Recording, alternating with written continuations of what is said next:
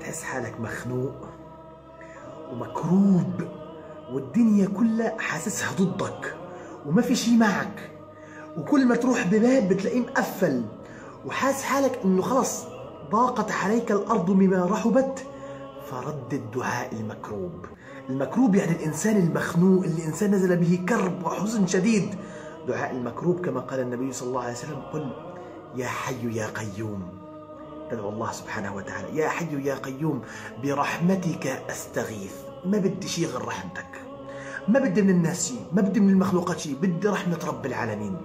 يا حي يا قيوم برحمتك استغيث، أصلح لي شأني كله، سواء كان زواج، سواء كان مال، سواء كان عمل، سواء كان في الولد. أصلح لي شأني كله ولا تكلني إلى نفسي طرفة عين. أنا ضعيف، أنا فقير، أنا ضعيف بنفسي ولكني قوي بالله. ردد دائما مرة، مرتين، 10، 100: يا حي يا قيوم برحمتك أستغيث، أصلح لي شأني كله ولا تكلني إلى نفسي طرفة عين، وانتظر الفرج. والسلام عليكم ورحمة الله وبركاته.